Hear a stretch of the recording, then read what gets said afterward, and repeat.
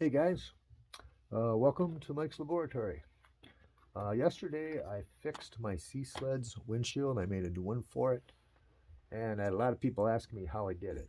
It was pretty simple and not too difficult. Guess that's the same thing, huh? Anyhow, anyways, people were asking me if I could show them how to do it, so I figured a quick video would do it the trick. This was a real simple project, although it was some parts were kind of fiddly and pain in the ass, but it only took me about an hour to do, and I found it to be fairly easy. So anyhow, without further ado, let's begin. I'll show you how I done it. Okay, this here is the Sled, obviously. I also took the time to make a stand out of. Here, let me back this off a little. I also took the time to make a stand out of a coat hanger. I've done this before with my Underwater Explorer and other pieces, and yeah, it works pretty good. So anyway, let's get on to the windshield. Okay, as you can see, first thing that I did is I took this stuff. This is 1/8 scale to 1/8 inch tubing. I get this stuff at Hobby Lobby. And these holes, the original holes for the windshield tabs, are 1/8 of an inch, so it fit perfectly.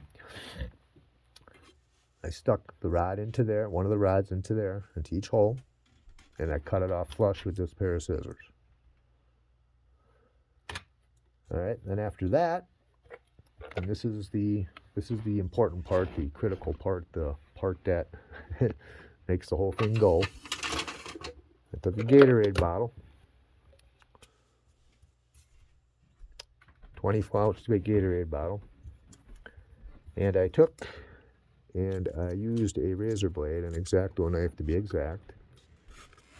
Whoops. And I cut down the seam on each side, the seam of the plastic. You can see that on here right there. So it was approximately like this. Okay. And then obviously the screw top is on there like that. I cut down through the seam on both sides, and then I cut around with the X-Acto knife all the way around the bottle. And then I came out with this part and the two pieces hanging off. And then I simply cut around here again with the razor blade and wound up with two pieces like this.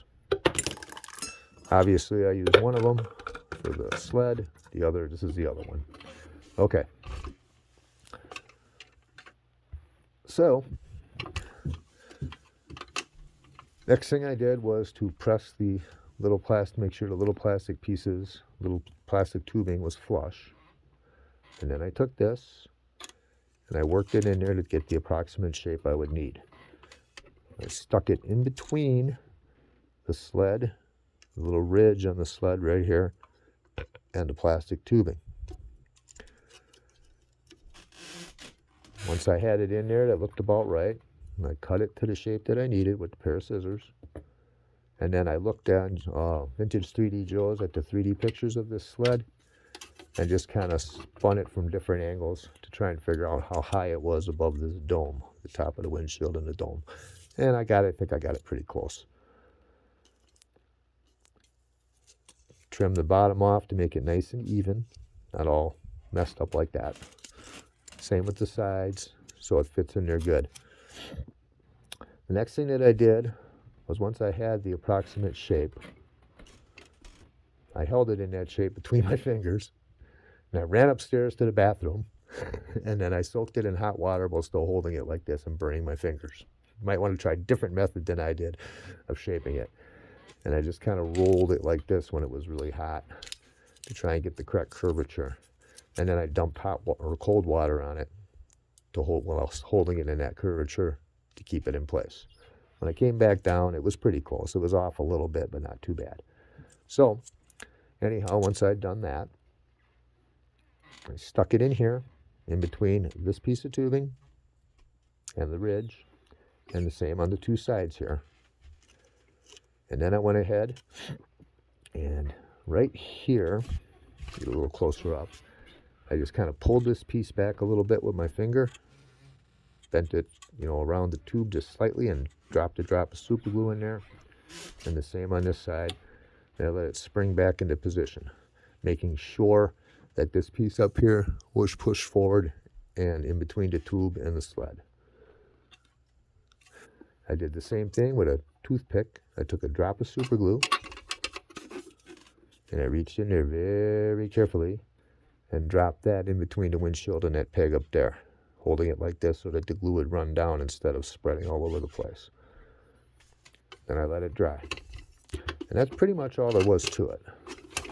The bitchiest part was getting it cut properly. I did go through 2 bottles getting it right. Now that I've done it once, I got now I got it done right once. The apparent dimensions are not too, are up in my head. They're not real far off. Okay. So, things that I wish I had done differently. Well, first of all, I didn't look closely enough at the piece of plastic that I cut. And as you can see, it's hard to see right there. Okay, the freshness date is still embossed on there, but it's very not noticeable. So I decided I was just going to leave it instead of doing it again. And another thing is that I wish I had not used super glue, because super glue can cloud up stuff a little bit. As you can see how that happened here somewhat. I will clean and polish this windshield off a bit, make it nicer and cleaner. And the other thing that I'm going to do that I haven't done yet is I'm going to get in here with a toothpick and some blue paint that matches it. And just kind of paint these up a little bit so that they match a little better. So watch for the markings on the bottle when you make it. And also says beware with super glue. If I do this again on another one, or maybe I'll redo this one, I'm not sure yet, I'll use a 5-minute epoxy or maybe Gorilla Glue, something that won't leave that super glue fume stain. However, on this one, it's not real big, it's not real noticeable, and I've noticed that you can scrub that off if you do it right. So we'll see what happens. I'll look at it a few days and kind of play around with it a little bit and see how I like it. Basically, that's how I did it. It was a pretty simple fix, and good luck to you guys when you do it. Post up some pics in Medic Mike and Eric's Vintage G.I. Joe Repair, Sales, and Custom Emporium. Show me how it worked out for you guys, any improvements that you thought of that might have made it work better. And anyhow, that's what it's all about, sharing how to do this stuff. Okay, guys, I'm going to pause for a minute here, and I'm going to show one other quick thing I'm going to do to the diver that's going to go on here. So I'll be right back. Hang on tight. Okay. This is the guy that's going to go on the sled. He is just a restrung, repaired, reflocked Sea Adventurer. And you see he's wearing a wetsuit. The wetsuit is a Cotswold scuba material reproduction. These are very nice. They're a bit pricey, but they're nice. I mean, looks pretty darn good. And I even got a pair of vintage swim fins for you with it. Pretty cool, eh? All right. So anyway, I'm going to give him some new elastic for his mask, and I'm going to clean the tank hoses up and stuff like that a little bit. But the main thing I wanted to show you is the scuba belt that I'm going to build for him real quick here. So I got some elastic, and I have these nice weights that I got from Sam Burchett, who is a young 3D printer guy, and he's pretty good. And I thought that these weights were pretty nice, so I got those from Sam. Let's hold them up there. There we go. And I already checked the elastic, and the elastic is just the perfect length or the perfect width to slide right through there. And we also have a couple paper clips here that I'm going to use to try and make a belt buckle for the elastic. So, without further ado, let's take a stab at this.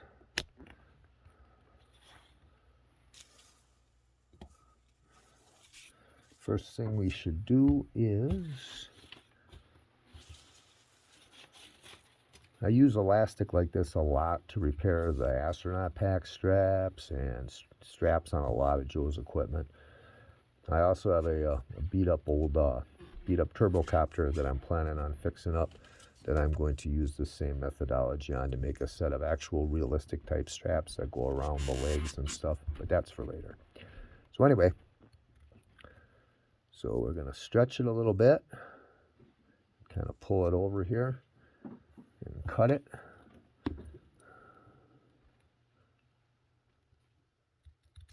There we go. And oh yeah, these scissors I want to mention too. These I used to cut on the windshield for that sea sled. And I found that with these, the curvature of them is very nice for cutting out round stickers, for doing anything that's rounded, because you can get a nice curve with them like that. I even have another pair that I bent a little bit more by heating them up so I could get an even deeper curve if necessary. And also, if you take your material down here at the straight part, you can cut pretty straight with them too. They're just a pair of fingernail scissors. Got these from Walmart. I use them for trimming the hair on flock, all kinds of stuff. Nice tool to have in your box. All right. So now we have the piece of elastic, and we're going to take a closer look at these and see which side should be sticking out. Probably that side. So we're going to slide all of them on. Now, which way looks best? Like this? Nope, they should definitely go the other way. So that elastic covers the single groove or the middle bar piece in there. Much better.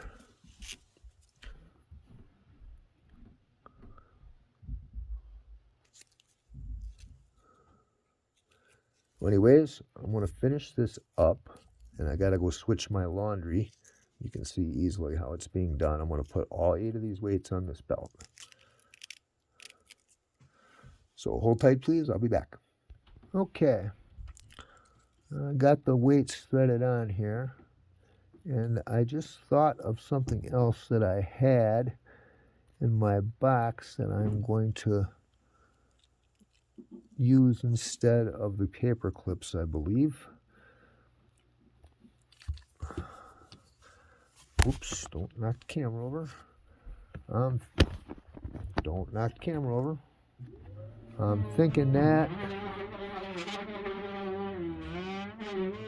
get a hold of this strap here. That I could use this buckle here to make this work pretty good too. So I'm going to try this and see how well it works. So I'm going to need to use a longer piece of elastic too, I think, for that. Hold on. Okay, sorry about that. That noise you heard was my woman upstairs. She decided to vacuum, and I'm in the basement. You can hear it clearly through the floor. All right, these buckles that I got are kind of neat. They're a little big, but on these diving bell, it looks like it'll look about right. So I'm going to try this, and we'll see how. So I'll try this, and we'll see how it works. And now she's calling me to move the cat tree. I'll be right back. Okay, back again. Piece of elastic I cut is a little too short, so I'm going to pull these off and do another one, a little longer. As I said, I'm going to use this neat little quick release buckle here. I think it's slightly too large, slightly out of scale, but I've used these before and they don't look too bad once it's all put together. So we're going to go with that. So we're going to hit that pause button one more time, and let me cut up another piece of elastic, get things rethreaded, and then we'll continue. Okay. Weights are threaded on.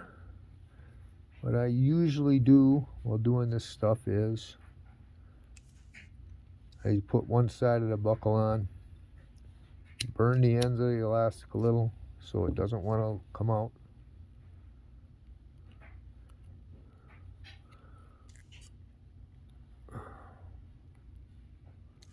The elastic through one end of the buckle.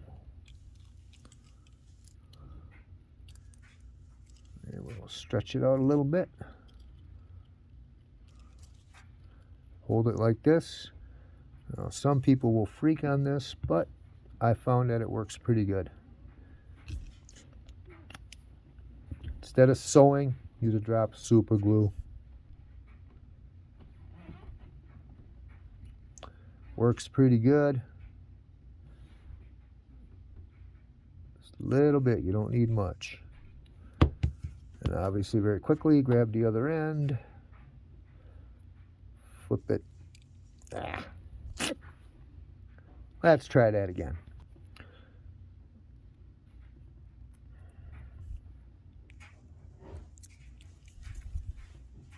All right, we're going to call that one a slight fail, but we're going to try one more time.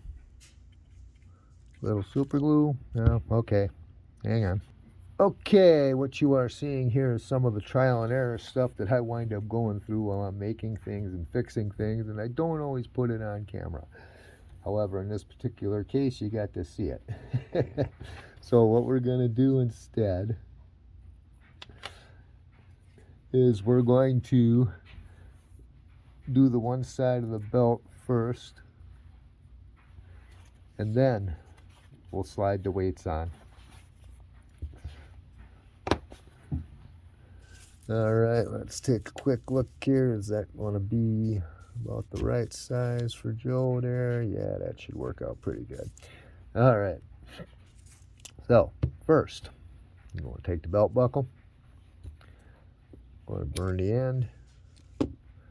Going to slide it through. Pull it through. And you want to take maybe just a little bit. Now I use this method for rifle slings, for for scuba masks, all kinds of stuff. That's where sewing would be a real pain in the tail because it's so small and because you got to keep tension on it. So anyways, and then you just kind of match it up where you want your to be, and then a little bit of super glue on the elastic. And then very quickly, you want to smush it down on there and hold it tight. And make sure that the ends are obviously pretty close to even, like so. And then just hold it until the glue dries. Do not use too much or it will soak through the elastic and you'll be able to see a white stain on the outside. That's why I say just a little bit. Okay.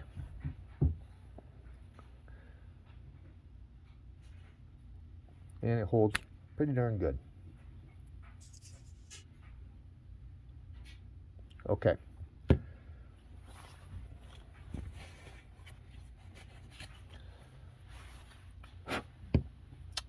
Now, I shall thread the weights on.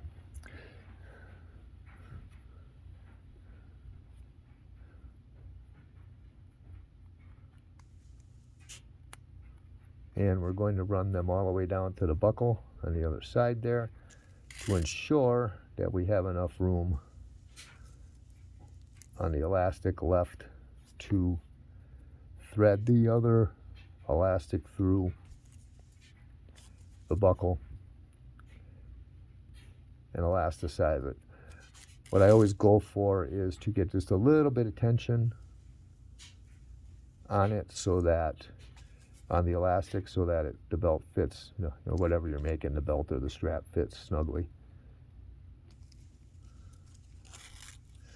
As I said, what you're seeing here is some of the things that I go through with trial and error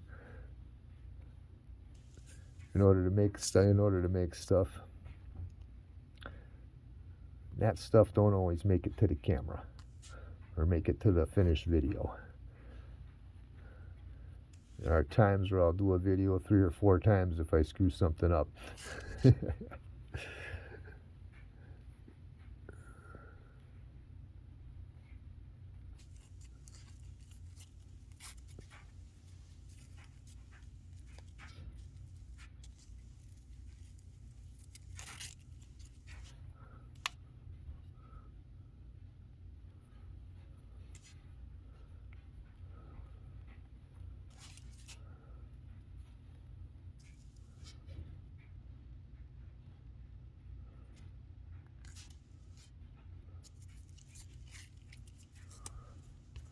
Two more to go.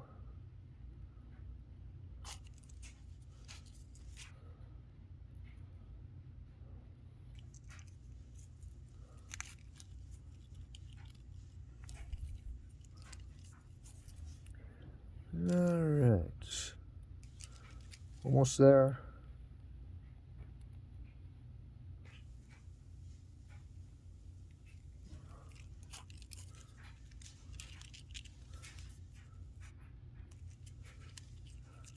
Okay. Now the next thing I'll do usually is I'll bring it around this guy again and test the length. Okay. So this buckle's got to go here. So if yeah, this should be just about right. So we'll burn the end again. Stick the elastic through the buckle. And this time I'm going to use another little trick to make sure that it doesn't want to get away from me, so that I can get the super glue on there and get it pinched down. The hole in this particular buckle is slightly smaller than the elastic width, but when it comes through it looks okay, so it don't matter. Alright, a little trick I was talking about. Take a little clamp like this. These are good for clamping muscle body arms together when the glue is not dry yet, stuff like that. I'm just going to clamp that on there to keep the elastic where I want it. There we go. And in this particular case, get out of the way, Joe. Need to put a drop right about there. Right about there. So, I'm going to make another clamp. Put it on this side to hold it there.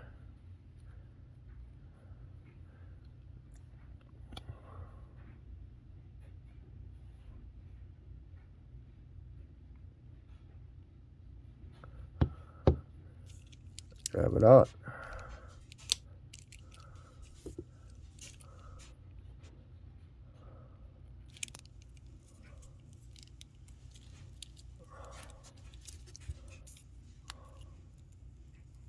There we go. A little tricky to grab hold of that with the fingers like that.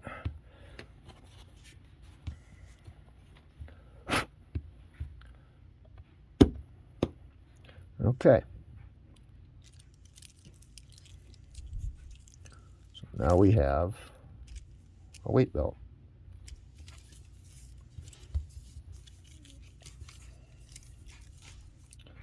And we just stretch it around and buckle it on him. There we go. Bingle gels, baby. Slide the weights around a little bit to make it look right. 4 on each side.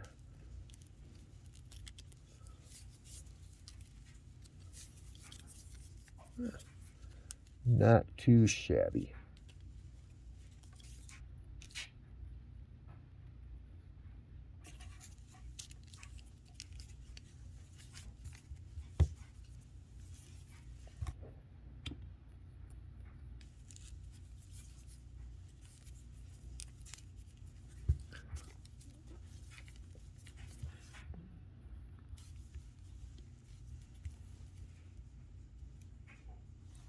Okay.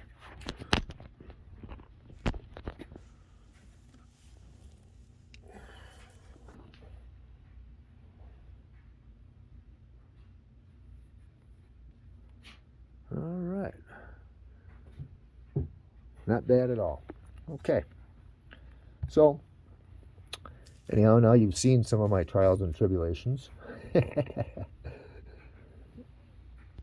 As now you've seen some of the things that can go wrong, and with even very simple operations. It's not like that's the first time I've done this, but sometimes it's a pain in the tail. But anyway, that's how I do these things, and I hope you enjoyed this video. I hope you figured out enough how to do your own Sled windshield, and thanks for watching. I'll be having another video before the end of the week here. I'm off tomorrow as well. Tomorrow's Monday. Today is Sunday. Later, guys.